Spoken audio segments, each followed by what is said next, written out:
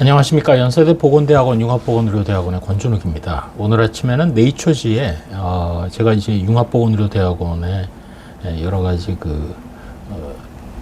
공통 필수 과목 강의 준비 때문에 AI에 대한 저널도 눈여겨보고 있습니다만, 아침에 무슨 내용이 실렸냐면 각 대학에, 전 세계 대학에서 AI를 티칭, 가르치는 거, 그리고 또 학생들의 러닝, 리서치 등에 당연히 활용을 하고 있는데, 그게 과연 학생들을 더 똑똑하게 만들지 아니면 더 이상 생각하기를 멈추게 만들지, 그런 제목으로 글이 실렸습니다. 제목이 Universities are embracing AI. Will students get smarter or stop thinking? 현재까지 어떤 근거를 보게 되면 연구를 통해서 아직까지 명확한 답이 있는 건 아닙니다. 근데 AI 기술이 어떤 인지 기능 또는 여러 가지 기술 개발에 과연 도움이 될지 해가 될지는 잘 모른다.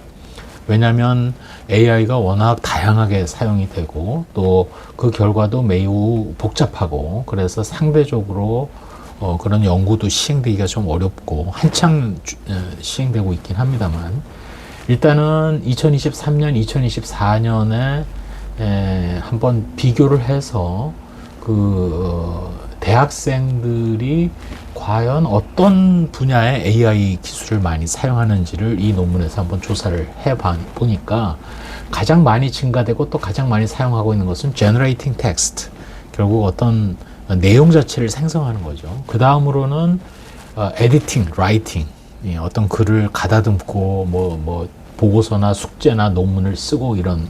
그 다음으로는 번역, translation, 세 번째가. 그리고 네 번째는 speech to text transcription.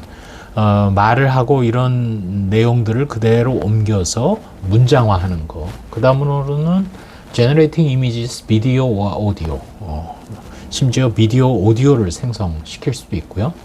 그리고 또 그 다음에 data analysis and presentation. 통계 분석이나 데이터 분석을 하고 이거를 발표하는 데도 사용이 되고 있고, 그 밖에 여러 가지로 지금 사용이 되고 있다고 합니다.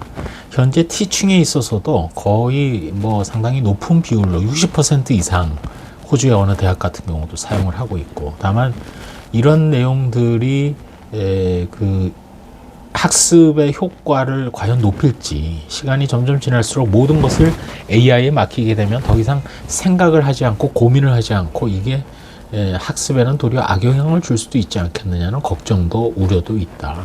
이 글에는 미국은 물론이고 호주, 중국 각각 대학이 등장을 하고 있습니다.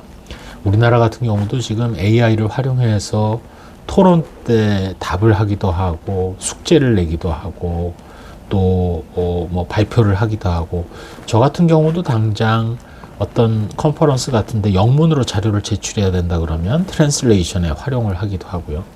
이런 부분들이 과연 어떻게 해야 될지 그런 가이드라인도 필요하고, 연구 기반으로 어떤 윤리적인 면에서도 그렇고 과연 학습이란 것은 무엇이냐.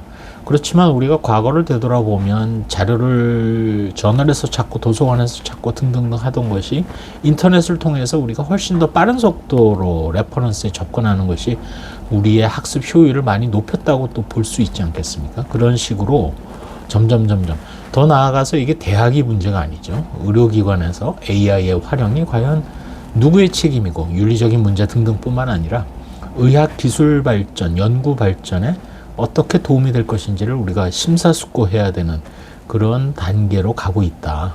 그거와 관련된 연구가 확실히 많이 필요하겠다는 것을 오늘 아침에 이 글을 읽으면서도 다시 생각하게 됩니다. 이 논문의 부제로 Will AI make students smarter or stop them from thinking at all?